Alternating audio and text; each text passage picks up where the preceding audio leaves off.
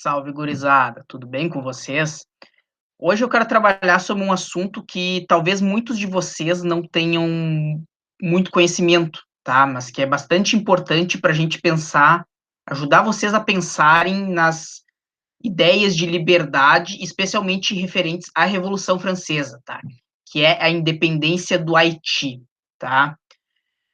Por que a gente estuda a independência do Haiti em primeiro lugar, tá? É um conteúdo que talvez muitos de vocês não viram no ensino fundamental. Eu não vi no meu ensino fundamental, no ensino médio e não vi na universidade, tá? Por que a gente estuda, então, a independência do Haiti hoje em dia, tá? Porque, primeiramente, é um fato histórico muito recordado pelo movimento negro como um exemplo de resistência negra, e não é algo só do Brasil, tá? É algo do movimento negro mundo afora, especialmente nos Estados Unidos. Isso é muito lembrado desde os anos 60, anos 70, tá? Mas também, basicamente, por outras razões, e razões muito mais contemporâneas, tá? Uma delas é que o Brasil, em 2004, liderou uma missão de paz no Haiti, a MINUSTAH, que era uma missão de estabilização do país após um golpe de Estado, tá? O Brasil, naquele momento, queria uma maior projeção internacional, queria uma cadeira no Conselho de Segurança da ONU de forma permanente, e aceitou liderar essa missão, tá? Na época do governo Luiz Inácio Lula da Silva, certo? Então, o Brasil foi líder dessa missão, inclusive teve um amistoso Brasil e Haiti em 2004, lá no Haiti, tá? Com toda a seleção brasileira, tá? E um fato que aconteceu 10 anos atrás, o grande terremoto de 2010, que matou entre 200 e 300 mil pessoas, o número não é bem certo, tá? E provocou cerca de 1 milhão a 1,5 milhão de refugiados, tá? O que aconteceu com esses refugiados? Boa parte deles saiu do Haiti e uma boa parte veio parar no nosso país. Então, entender um pouco da história do Haiti também é entender por que esses migrantes vieram para cá, tá?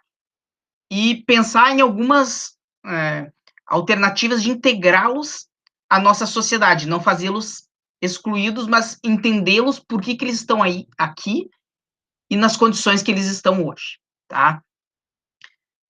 Então, em primeiro lugar, onde é que fica o Haiti? Tá? O Haiti fica no Caribe, próximo a Cuba, estou passando o mouse aqui em cima, e ele divide uma ilha chamada Hispaniola, ou La Espanhola, dependendo do idioma, tá? Com a República Dominicana, tá? No Mar do Caribe, tá? Essa foi o primeiro lugar em que o Cristóvão Colombo chegou às Américas, em 1492. Nos primeiros anos, houve uma mortandade imensa de indígenas, tá? E no ano de 1697, a Espanha cede o terço ocidental da ilha de Hispaniola aos franceses que já tinham algumas bases piratas de corsários ali naquela região, tá? E a partir desse momento vai se formar a chamada colônia de São Domingos, tá? Ela não era chamada de Haiti naquele momento, era chamada de colônia de São Domingos. O que vai se constituir essa colônia, tá? Essa colônia vai ser muito semelhante ao que se passava no Brasil colônia, nos 2 primeiros séculos, especialmente, tá? Vai ser basicamente um latifúndio voltado à monocultura do açúcar, tá? Ano passado a gente estudou um pouco sobre o Brasil colônia, e após as invasões holandesas, houve uma queda muito forte da produção, da participação brasileira no mercado mundial de açúcar. E um dos fatores a longo prazo para isso foi a existência dessa colônia de São Domingos, tá? Nas vésperas da Revolução Francesa, em 1789, calcula-se que São Domingos fornecia de 40% a 45% da produção mundial de açúcar, tá? E, da mesma forma que no Brasil, um largo uso da mão de obra escravizada, tá?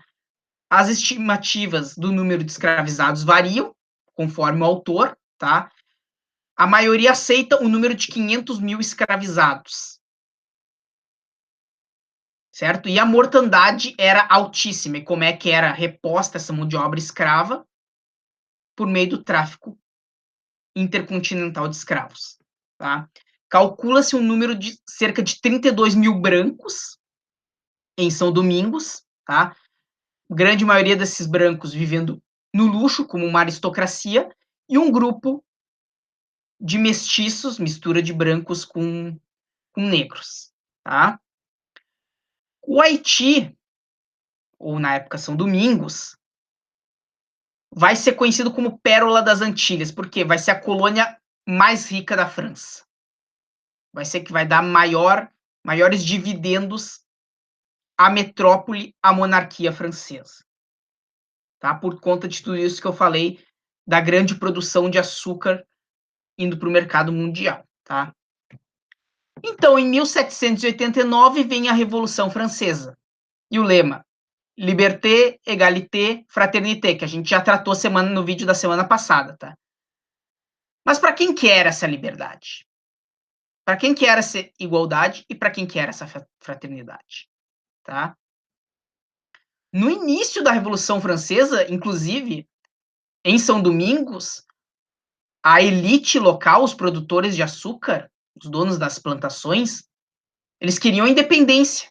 Eles queriam se livrar do domínio francês justamente para essas ideias não chegarem, não terem eco em São Domingos, tá? Mas isso não adiantou muito, porque as ideias chegam de uma forma ou de outra, elas vão chegar, tá?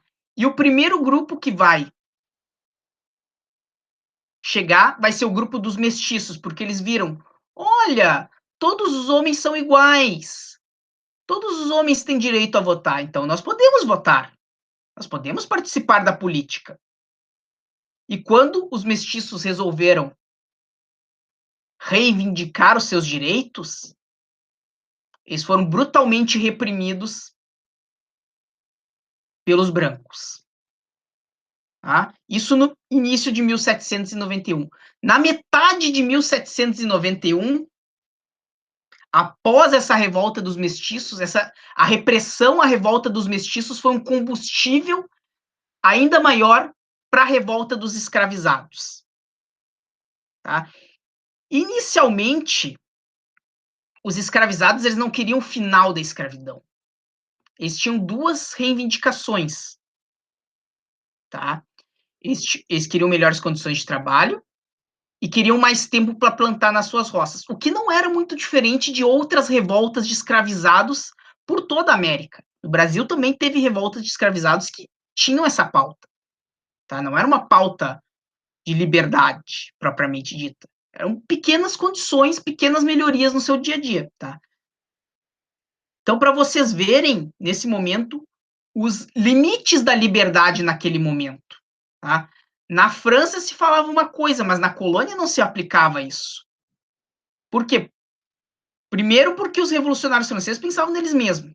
E segundo, porque quando chegava, os brancos, a aristocracia, os donos dos latifúndios de açúcar, eles não desejavam esses ideais. Tá? E o que tudo isso trouxe? Uma explosão de revolta, uma revolta. Essa revolta foi liderada pelo Toussaint Louverture. Tá? Conta a história, tá, que o Toussaint Louverture ele era neto de um chefe africano. Então ele estaria com o sangue de um conquistador, de um líder nas veias. Tá? Até que ponto isso é verdade ou foi uma mitologia criada para legitimar esse processo é algo que a gente não sabe, tá? Os brancos conseguiram conter os mestiços, mas os escravizados não. Logo, rapidamente vai ter cerca de 100 mil escravizados lutando, tá? O que vai acontecer? Eles vão destruir tudo que eles veem pela frente. Destroem as plantações, os latifúndios de açúcar, e matam muitos dos brancos, e muitos dos que sobrevivem têm que fugir da França, tá? Em 1794 vai ter uma reviravolta na França, tá? os jacobinos vão chegar ao poder, que era o grupo mais radical da Revolução Francesa, tá? E eles vão decretar a abolição da escravidão nas colônias, tá? E o que que isso vai acontecer? O que que isso vai provocar? O Louverture e o seu exército vão apoiar a França, vão apoiar o governo francês. E mesmo depois que os jacobinos são retirados do poder por meio de um golpe de Estado, eles vão continuar servindo a França. Por quê? Porque não se mexia na questão da escravidão. Tá? Então se fez um governo autônomo na ilha, liderado pelo Louverture. Tá? E a França também não estava lá muito aí. Só que outros países estavam interessados. Tá? Os britânicos e os espanhóis. Por quê? Porque era uma terra rica e era um péssimo exemplo uma revolta de escravizados para as áreas próximas ali. Por exemplo, a Espanha tinha Cuba, que era do ladinho, e os britânicos tinham a Jamaica, sem contar outros territórios, né? Então, o exemplo de uma revolta escrava, vitoriosa, era péssimo, era um inspirador para os escravizados fazerem a sua própria revolta. Então, eles vão tentar invadir a ilha de Hispaniola, a colônia de São Domingos, e vão ser derrotados. O exército do Louverture vai derrotar britânicos e espanhóis. E a partir daí, o Louverture vai conquistar o resto da ilha de Hispaniola, o que é hoje a República Dominicana, entre 1800 e 1801. E, chegando lá, ele abole a escravidão na parte oriental da ilha. Certo? Em 1802, o Napoleão ele vai reverter a abolição da escravidão. E aí vai dar ruim, né, cara? Vai dar ruim. Aí o pessoal do Louverture, os ex-escravizados, eles vão se voltar contra a França. O Napoleão envia uma expedição militar à ilha, chega a capturar o Louverture vai ser enviado para a França e vai morrer numa prisão francesa após ser bastante torturado, tá? E quem vai assumir o controle é o carinha ali que está na figura, o Jean-Jacques Dessalines. Ele vai assumir o controle do exército e vai derrotar os franceses. E, no ano de 1804, vai declarar a independência, sob o nome de Haiti. Haiti significa, na língua arawak, que era o povo que vivia na ilha de Hispaniola antes da chegada do Colombo, significa terra montanhosa. Tá? Uma curiosidade é que o Dessalines ele vai se proclamar imperador, tal como Napoleão. E ele vai ser assassinado 2 anos depois e vai iniciar o primeiro dos muitos conflitos em que a ilha esteve envolvida desde lá até os dias de hoje. Tá? O que aconteceu no pós-independência? Os grandes países vão impor um bloqueio econômico no Haiti, muito semelhante ao que Cuba tem hoje, tá? Ou seja, não compravam açúcar produzido no Haiti, tá? E não reconheciam a independência do Haiti. Tá? A França só vai reconhecer a independência 21 anos depois, mediante o pagamento de uma pesada indenização que vai quebrar as finanças da ilha, vai ser o início da dívida externa, e o início da dívida externa vai